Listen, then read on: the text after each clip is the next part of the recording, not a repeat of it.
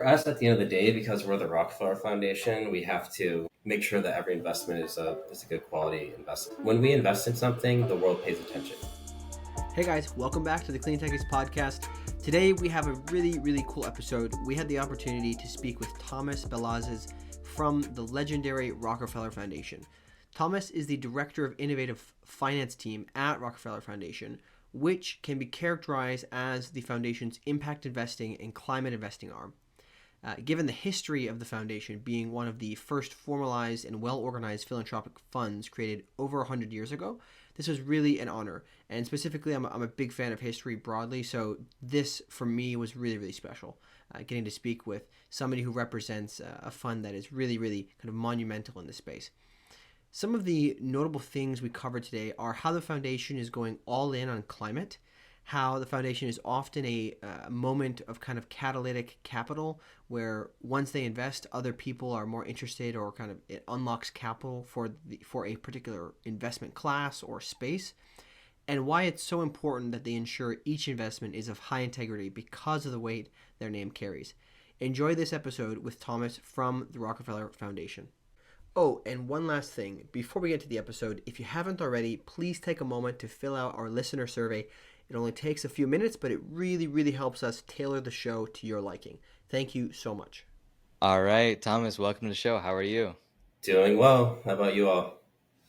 Doing great. Philanthropy and climate is a huge topic right now. We just had another episode recorded on this. It will be out by the time this episode is out on this same topic. So really excited to have you on. Please, Thomas, introduce yourself. What is your quick one-liner for the audience? Yeah. Thanks again for having me. My name's Thomas Belazis. I'm a director on the Innovative Finance Team at the Rockefeller Foundation, which you could effectively characterize as a foundation's impact investing climate investment arm. Shout out to our sponsors, Net Zero Insights. Net Zero Insights' mission is to enable the transition to a sustainable future by giving decision makers access to the leading market intelligence platform on climate innovation. Through the Net Zero platform, Net Zero Insights provides high-quality data and insights on the climate tech venture market by being the best at tracking organizations and funding rounds. I personally have had a great time using this to prepare for the podcast and researching companies, funding rounds, VCs, and the latest I need to know about the climate tech ecosystem. Use the link in our description to schedule your personalized demo with the team and claim your 10% discount. Thanks again to the Net Zero Insights team for sponsoring this show. Innovative finance, a lot of buzzwords there, like really exciting ones, though, especially in philanthropy. I want to set the stage. The Rockefeller Foundation announced its new climate strategy in a letter from Dr. Rajiv Shah on September 14th about the Rockefeller Foundation going all in on climate. And this was really exciting because this was announced ahead of New York Climate Week, where myself and now formerly Silas was based.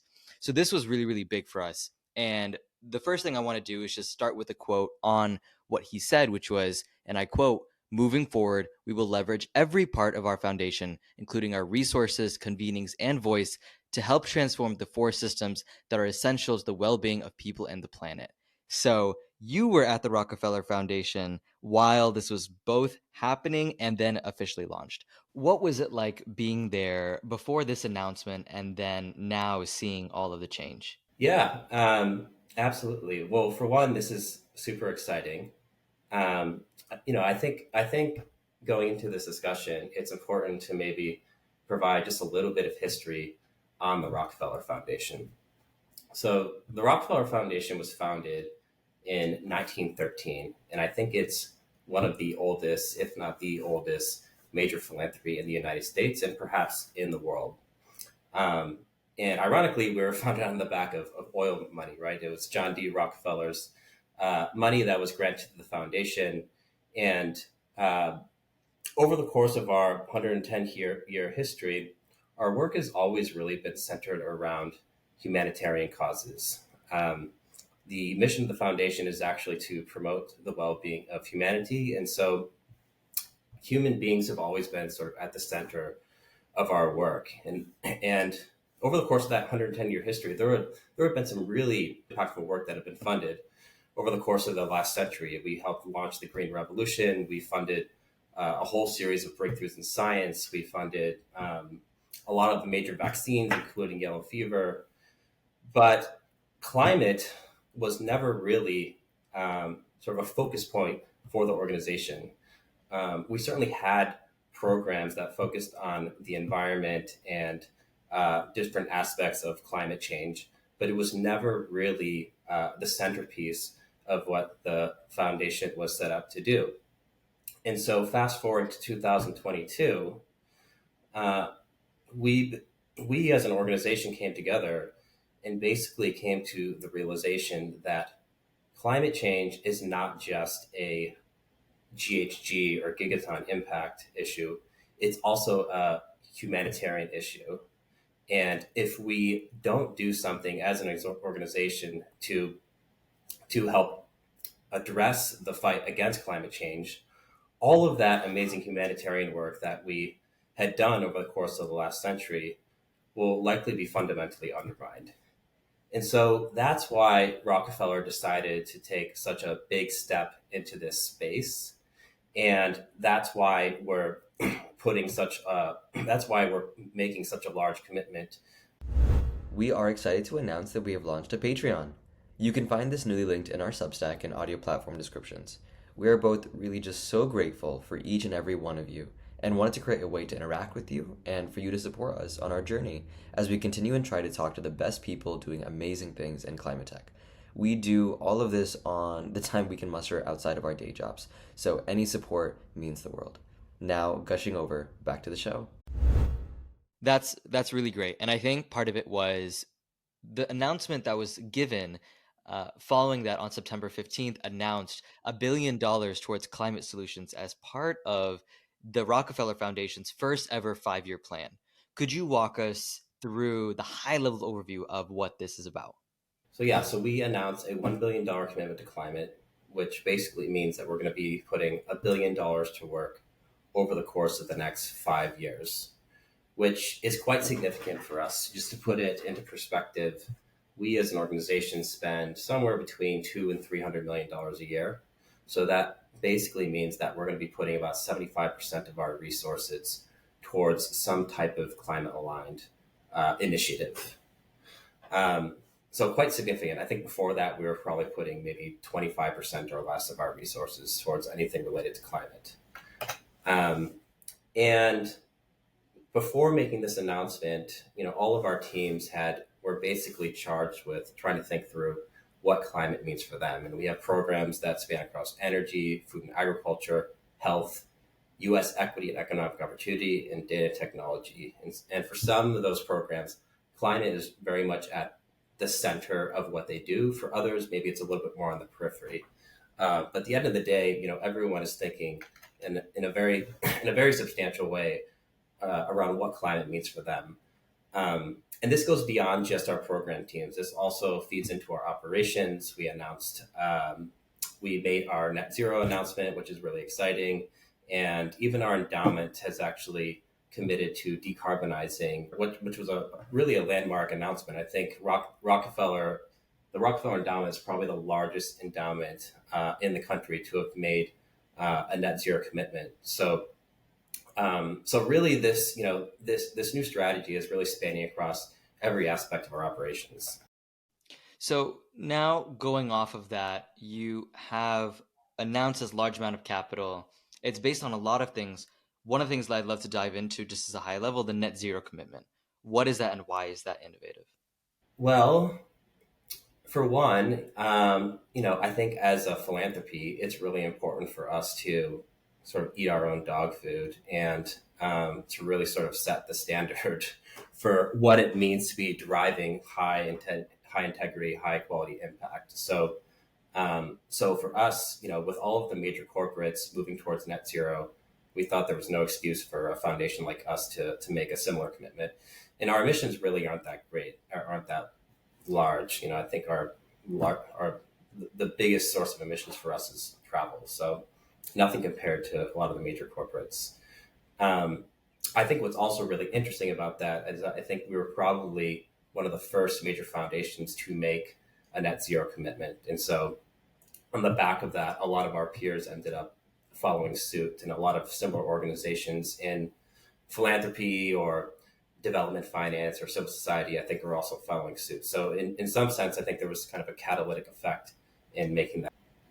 Yeah, that definitely makes sense. I think one of the most important parts of this is that it fundamentally operates almost like an investment strategy. So one thing I'd love to hear are what are the big things that you're looking at within the space specifically? Yeah, absolutely. And to be clear, so we have our program teams, right? So of the 300 million that I mentioned in sort of annual spend, about 90% of that is pure philanthropic grant funding. And then you have our team, which is basically, our team is the investment team that is not the endowment, that is making investments across I would say, three different prongs or three different objectives. We invest for financial return, we invest for impact return, and then we also invest for catalytic return, which I can go into later in the discussion. Um, and our team's been around for a long time, and we can get into the history of the team and the work that we've done over the last 20 years. But alongside this big announcement and big commitment that the foundation decided to make, we also thought it was important that we incorporate finance investing into that commitment. And why is that important? If we think about the climate crisis from a capital markets perspective, I think the latest report that McKinsey published at the end of last year suggested a $41 trillion financing gap to reach our 2030 net zero goals, right? That is a very big number. And even if McKinsey is only 50% right, that's a lot of capital that needs to be deployed over the course of a very short amount of time. And so that's a very daunting task for the capital markets. The positive of all of that is that there is, we've reached this extraordinary moment in time where the entire world is moving towards net zero, right? Including a foundation like us. And as a result of that, I think the latest numbers suggest around, call it like over $100 trillion in balance sheet that's sitting on the sidelines, committed to investing in climate solutions in service of net zero, in service of net zero goals. The problem here is that there's the capital that's sitting on the sidelines that does not necessarily match the projects that are on the ground. And so that's basically where we come into play, because there's a need for groups like Rockefeller or an Elemental Accelerator or even the major corporates out there. There's a need for major groups out there that are willing to provide sort of that early funding to essentially gin up the pipeline of investable solutions that to eventually make their way into the portfolios of large scale institutional investors, whether it be pension funds, whether it be endowments like the Rockefeller Endowment, whether it be sovereign wealth funds. That's the capital that we ultimately need to unlock if we want to fill this $41 trillion financing gap. So that's why our strategy was launched in the first place. And that's kind of our reason to be. And so over the course of the last 18 months, we've basically been building out a pilot portfolio to think through what this strategy could potentially look like at scale. Investing, investing across two very high level topics. One is nature-based climate solutions, which, I think is a relatively underrepresented and overlooked part of the market. And then, decarbonization or more classic kind of climate tech solutions, and not only thinking about how we scale those solutions and deploy them faster, but also thinking about how we can leverage those solutions to also impact human beings and also deliver development outcomes alongside climate outcomes. So that's sort of the strategy from a very, very high level, sort of 1,000-foot view. Yeah, this is great. I'm glad we're getting to the topic of nature-based solutions. This is something that's come up quite often in my discussions over the past year. I've gotten the chance to work on a couple nature-based solution searches, and I'm just really, I guess, curious to see in that light of funding projects before they're kind of, let's call them traditional private equity investable or investment ready. What do they look like at this point? Because a lot of people, I bring up how cool nature-based solutions are and how much money they're going to save, cities and states. And they're always like, I don't understand it. So can you give us some examples of what that actually looks like in real life? Yeah, the nature-based solutions market is becoming ever defined, and I think we take a pretty broad uh, view of what that looks like. So for us, what we've been looking at over the course of the last year and a half is everything from market-oriented models that drive conservation or restoration, or thinking about more agriculture plays and thinking about land use and thinking about how we actually use that land more productively and in a more climate positive way. And so, and then there's also the ocean, right? You could think about uh, seaweeds or coral reef protection. There's all sorts of sort of what I would call hybrid solutions like nature-based carbon removal, like enhanced rock weathering. So you can take a pretty broad view of what a nature-based solution is. Just to give you an example, one of our first major deals was actually into a reforestation developer in Brazil. And so what this team does, and this to me is kind of like the sweet spot for where we like to play in the market. This company was founded by two of Brazil's probably most prominent entrepreneurs over the course of the last 10 years, call it. The CEO was the former CEO of Brazil's first unicorn. The CFO was the former CFO of Bank. And they both banded together to create a company that was focused on climate change. And the model is very simple. Basically, what they do is they either buy or they lease land on the fringes of the Amazon. They reforest it with 90 different native diverse species, and then they sell carbon credits on the back of that reforestation.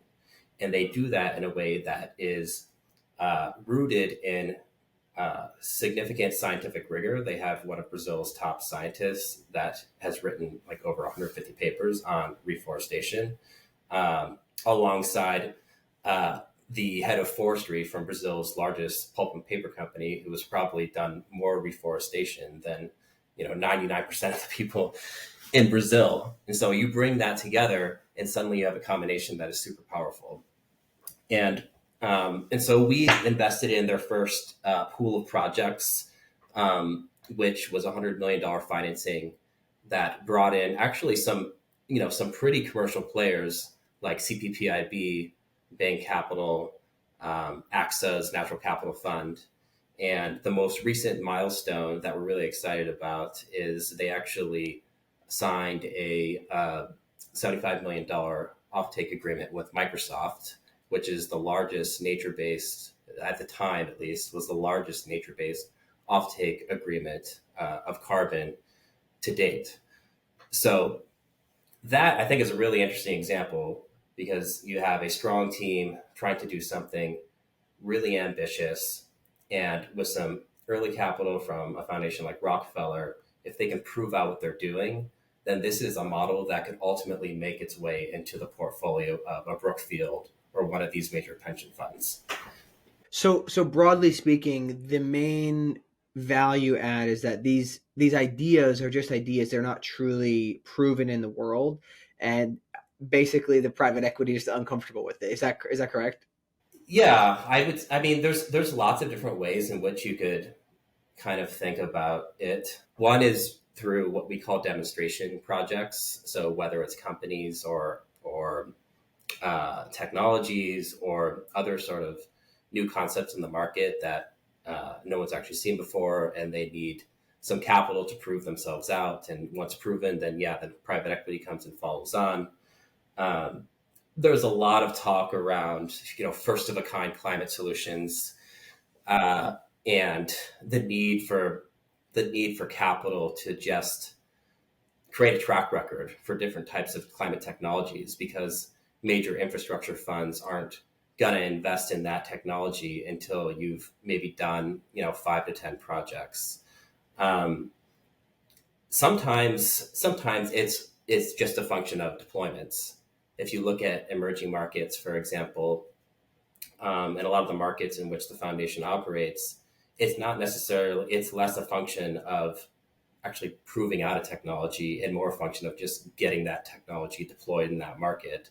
And someone needs to, someone basically needs to gin up the pipeline of projects to start scaling up deployments in a part of the world that, institutional investors haven't necessarily uh, gone before, at least within the asset class. So there's a whole host of ways in which you could think about our capital or similar capital and how we might think about our sort of catalytic role. I'm kind of curious. Do you have any particular stats on? You mentioned there's a lot of money sitting on the sidelines. How valuable is doing a project that Rockefeller helps with to get it proven, and how much more money does that unlock once you've done that? I mean, there's got to be some type of multiple there.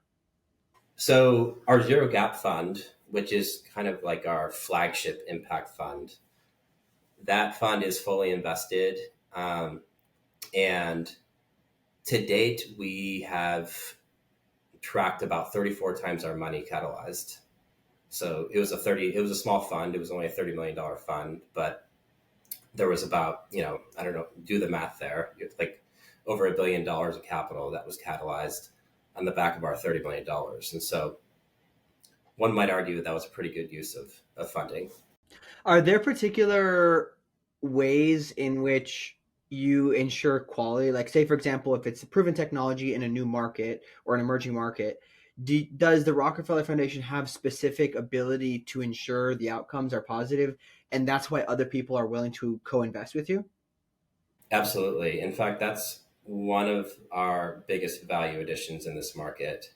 Um, if you think about the carbon markets, for example, where there is a lot of skepticism, right, around what high impact and high quality really means or what a good project really means, the market is constantly looking to groups like Rockefeller, for example, who can help developers think through what that looks like. And so for us, if we're going to invest in a carbon project, we're going to do a ton of due diligence on that project to make sure that it's a solid project. We're going to work with the developer to make sure that the way they're thinking about impact measurement and monitoring is best in class. But we're finding that that role in and of itself is quite catalytic. A lot of groups are wanting to partner with us just because the signaling around what we stand for and our ability to sort of help steer the market towards what is high impact and what is not has been quite catalytic. In your experience, especially as, even though it is a small portion, philanthropic capital has grown in climate and the influence, specifically within the philanthropy space, has risen over the past decade. Last episode that we discussed this, we talked a little bit about science-based philanthropies and the new coalition that had come about, this excitement behind it. I'm curious, a big part of that is, like you said, partnering and team working and being a good player within the system. How are you often either approached or received as a philanthropy in this space? Some positives maybe that you seem benign and not as aggressive perhaps as a funder, but you may also have questions about your legitimacy in terms of knowledge. I'm not insinuating that those are the circumstances, but what is that experience like? Yeah, no, it's a really good question. I think there's a lot of confusion in the market around my team specifically, because we are kind of in this in between space. And I don't think people, especially within the world of maybe climate tech, where philanthropies are, climate tech maybe has been more government funded. Perhaps philanthropies are newer kids on the block. I'm a little bit unclear, but um, I think a lot of people think about the world in terms of grants and investment and nothing in between. And so oftentimes people will come to our team asking for a grant, which, we do have a little bit of grant funds, but that's not really the core of our business. Um, and so there is a little bit of confusion and sort of market education that we're constantly trying to supersede around, you know, what we what we have to offer as an investment team. Which at the end of the day, we're going to be looking at our deals very commercially. We're going to hold all of our transactions to the highest degree of underwriting standards, not only from a commercial perspective but also from an impact perspective. But we also recognize that we're investing off the back of Rockefeller's philanthropic balance sheet, and so that we do have the opportunity to structure our deals maybe a little bit more creatively, invest in more pioneering ideas.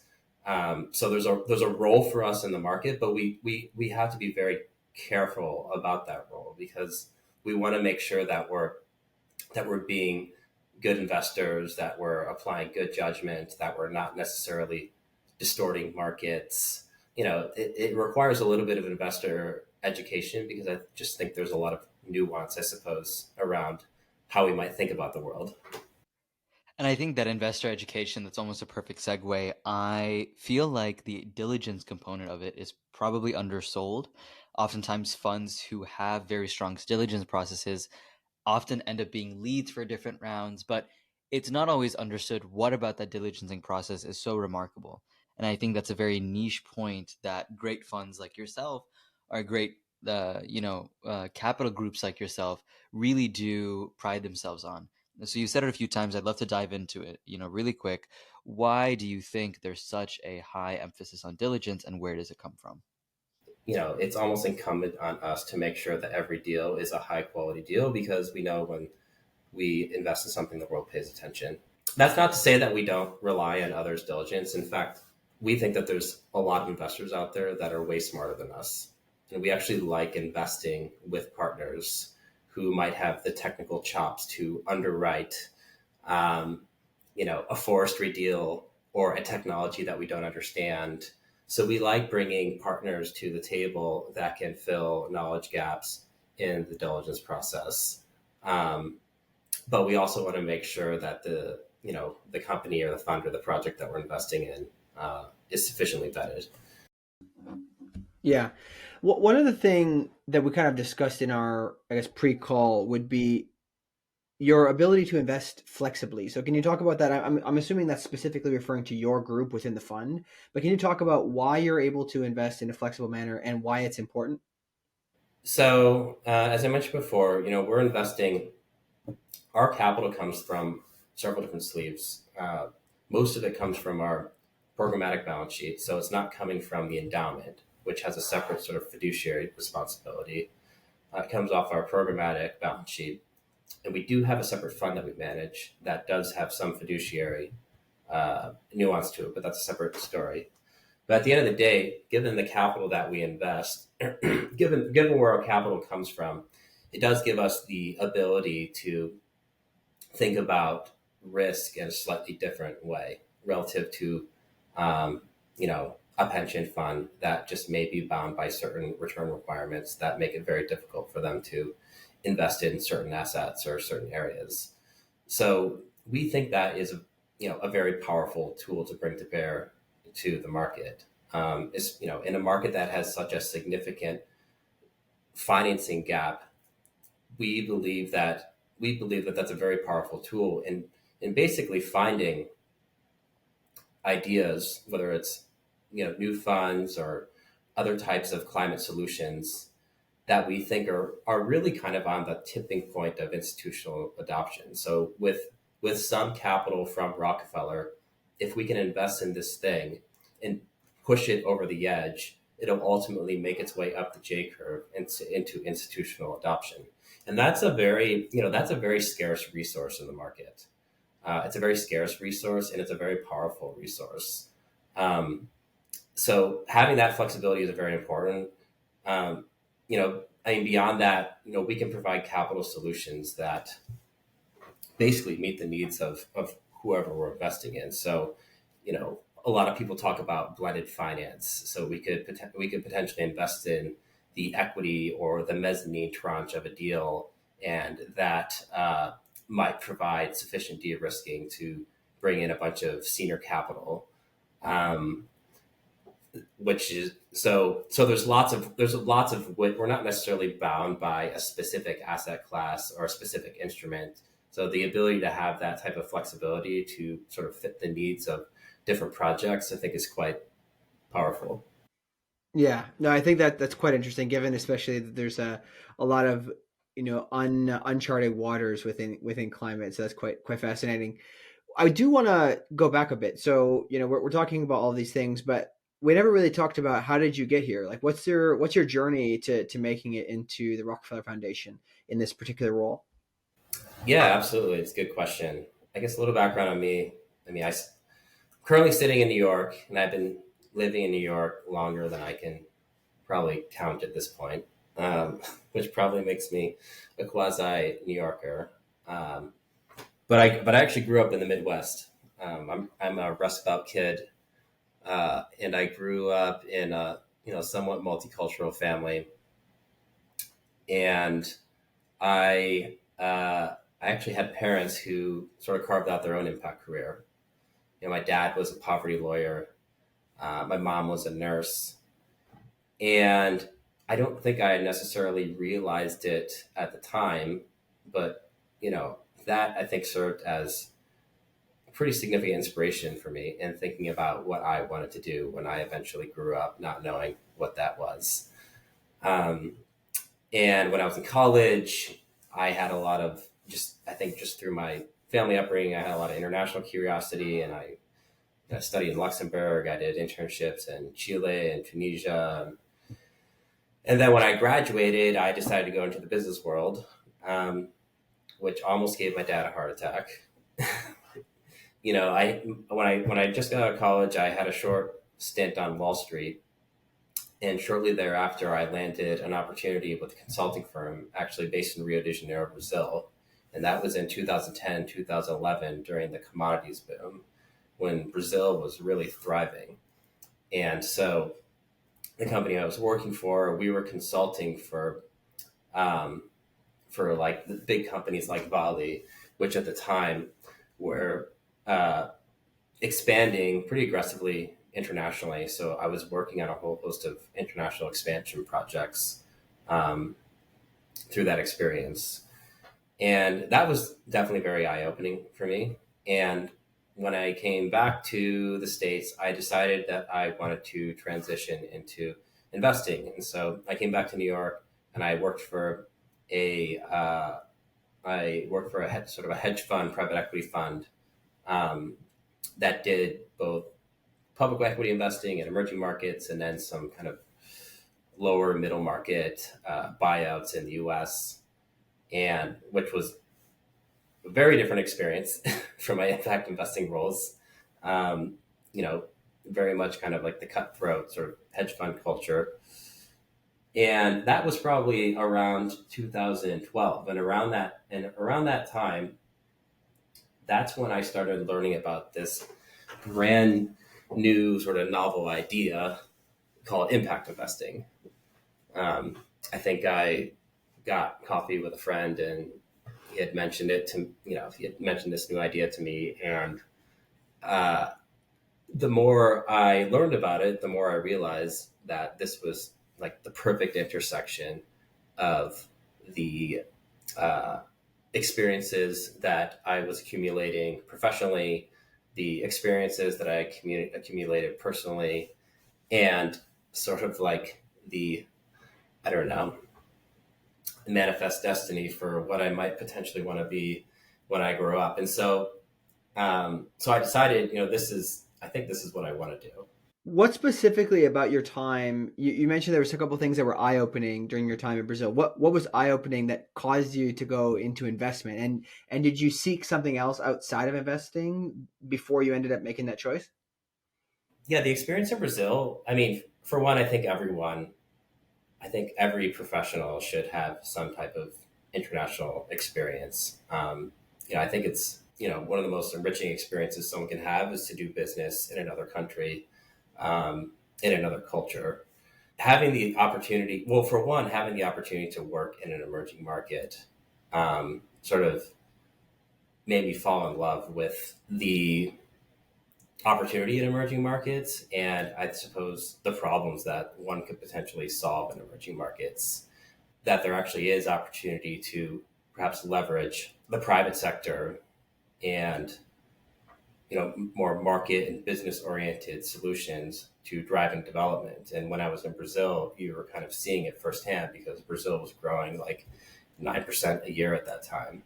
I think just through that experience, I sort of developed a passion for the emerging markets and, being a consultant and kind of being more at the company or operator level, I thought was really interesting. And I but I wanted to kind of use that experience to see if I could drive value at the investor level.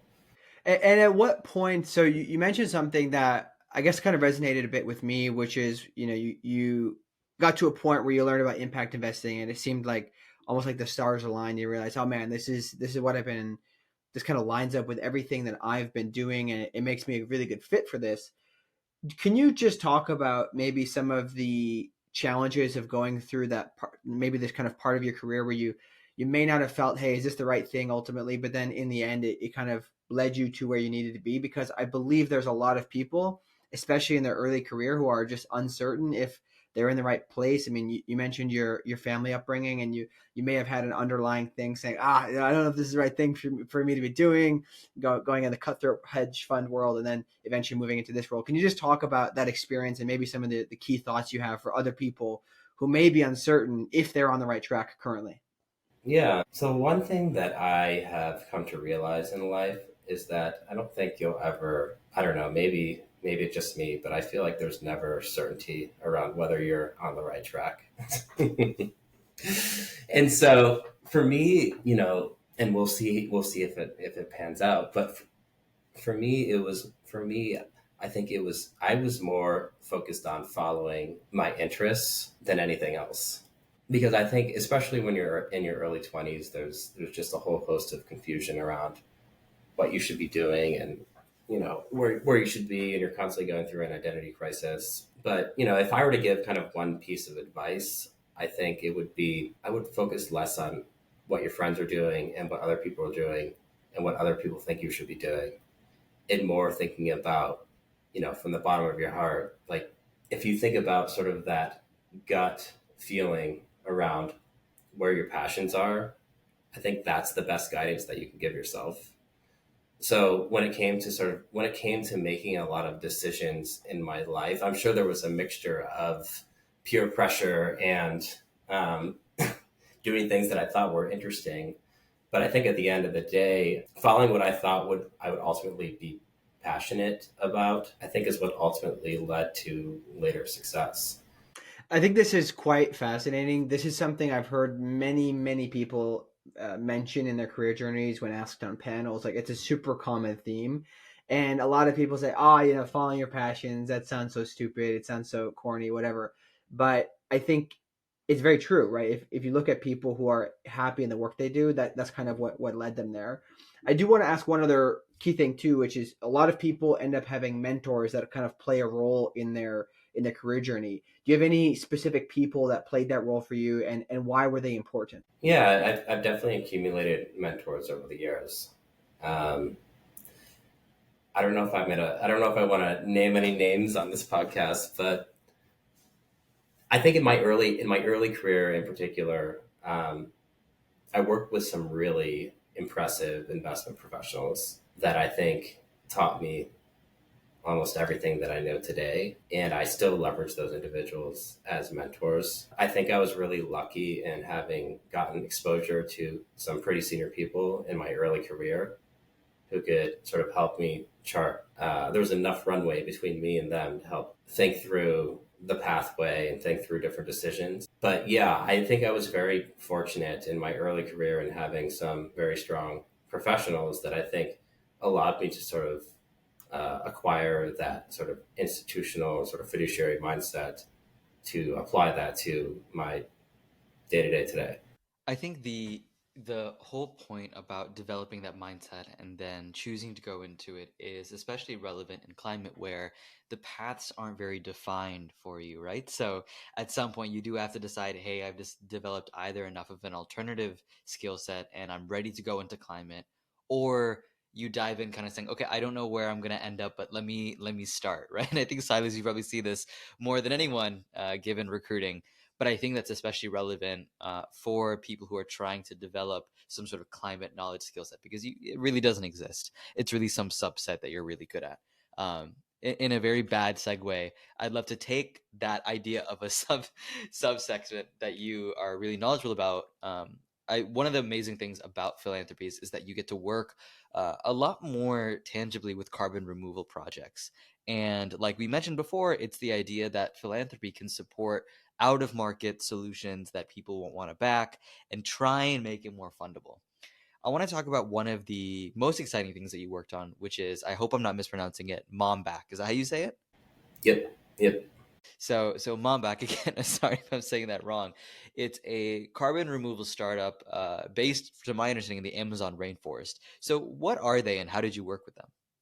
So yeah, on the Mumbach deal. So as I mentioned before, they're a carbon removal startup focused on reforestation in the Amazon. I think for us, what was really interesting about that deal was it was less. I think it was less kind of the knowledge that we were bringing to the table, and more the signaling that we were bringing to that specific model. Because reforestation in the Amazon, leveraging carbon credits, that's a model that people haven't necessarily seen before. But it within the context of ecological restoration, and given the maturation of the carbon markets over the course of the last 10 years, this in theory is one of the more scalable nature-based solutions out there at the moment. And so for us, we saw that opportunity and we thought it was a very exciting, we thought this is something that we should be putting our money behind. It's a really strong team that has a really impressive track record, that's bringing in deep science alongside, industrial grade execution, and with some capital from Rockefeller to actually prove this out, we could potentially deliver a really, really significant impact.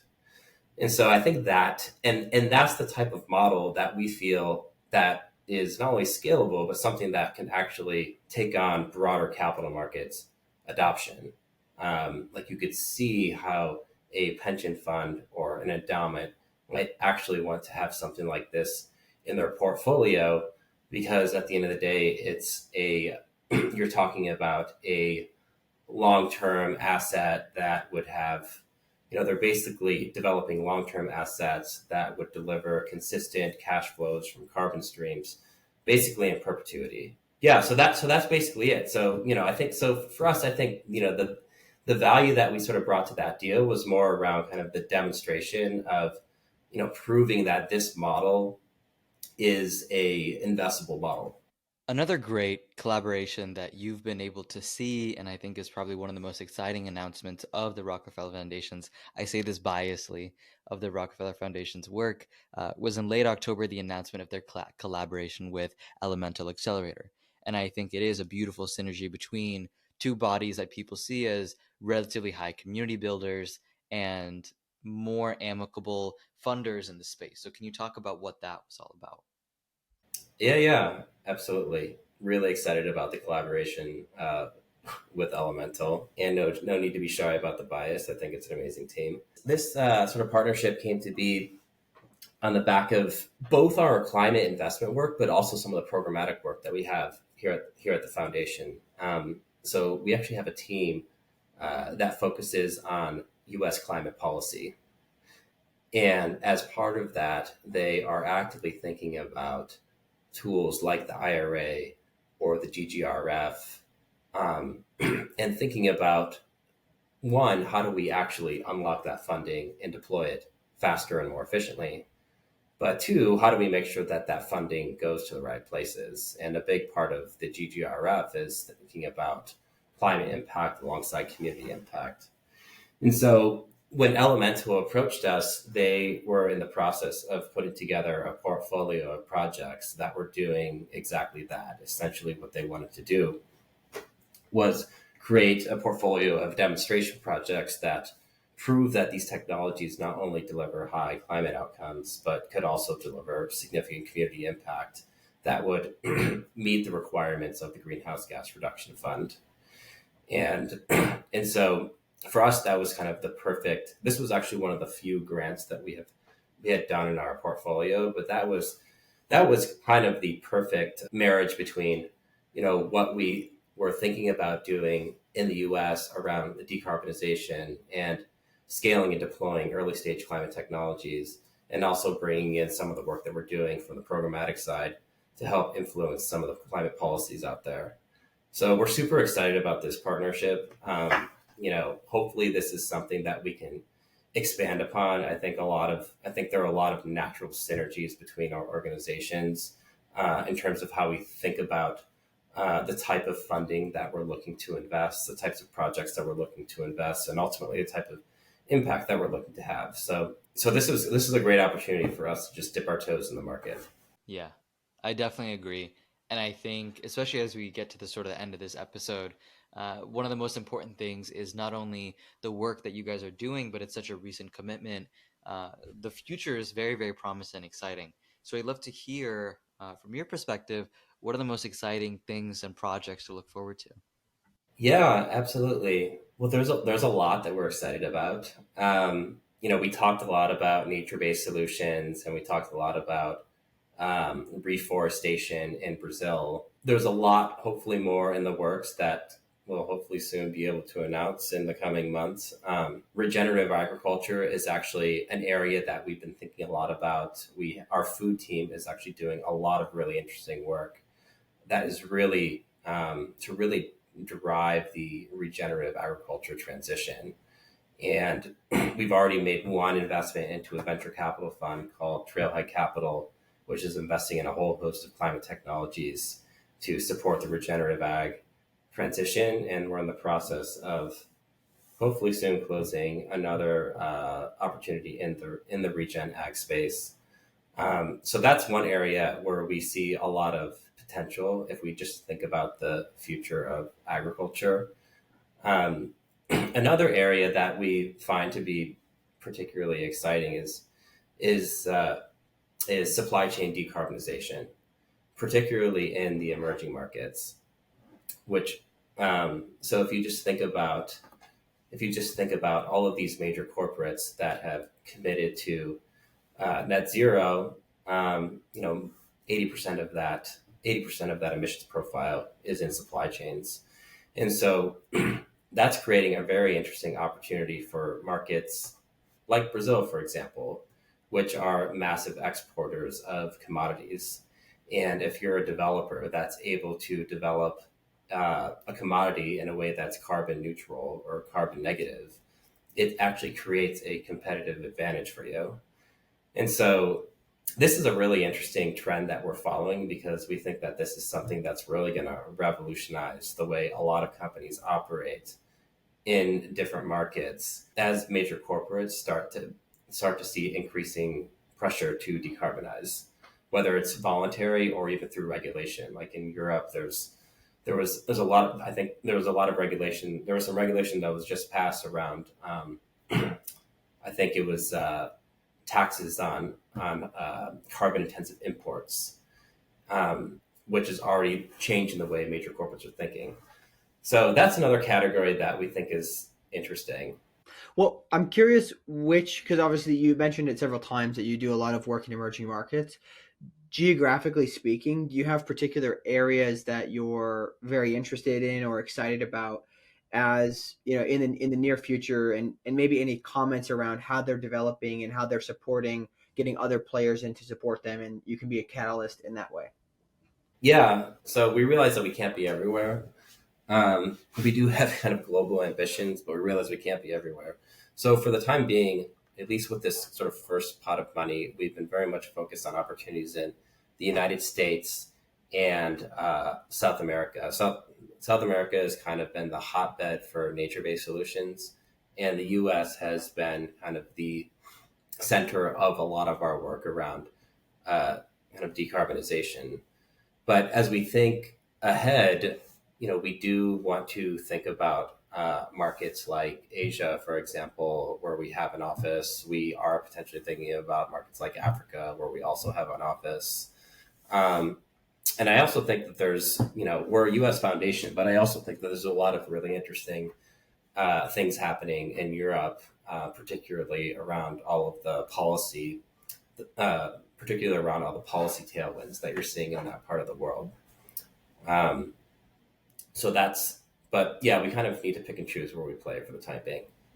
Yeah, no, even though it's the Rockefeller Foundation, there still have to be focused, right? If you spread too thin, you probably won't get much done. Maybe do some bad deals, so you wouldn't want that. But this is really fascinating. I really do appreciate this. I just kind of highlight one thing that stood out to me when you were talking about the diligence process. To back up a little bit, was when I recall kind of reading the impetus of not from our discussion, but reading about the impetus of where Rockefeller Foundation came from. I just recall how focused he was on quality and making sure that we do the things that are most impactful. And it's very interesting to see many years later how that kind of quality and focus on the right things and doing the things that are the most impactful is still carried through. So it's just a really interesting thing to note for people listening. But I really appreciate you coming on. This has been quite a pleasure to speak with you and learn from somebody doing some pretty important things in the market. Do you have any kind of final thoughts to close us out with? Yeah, I mean, well, for one, thanks so much for having me. It's been a lot of fun recording this podcast. I would just say, we are really excited to be partnering for anyone that's listening. I think one of the most interesting things about the climate space is that there are new players popping up every day, including the likes of Rockefeller, who are making billion-dollar commitments to climate. And so that's lending itself to new opportunity to work with groups that I think many investors or corporates or others in the market never perhaps thought envision themselves investing alongside of or just working alongside of in general. And so I think we're really excited about the road ahead and excited to be hopefully working with those that are listening. Yeah, absolutely. It will be very fascinating to see how continued collaboration happens, and in particular, as it feels like there's a little bit of steam in some ways, kind of coming off the sails of the climate tech movement. I really hope we see new ways of people working together, because there's a lot of people who recognize the importance of what we're doing and what we're investing in, and we want to see that momentum continue, even despite some rough patches. We don't want clean tech or climate tech 2.0 to happen. So appreciate you coming on, and looking forward to being able to share this with the world. Absolutely. Thanks again, guys.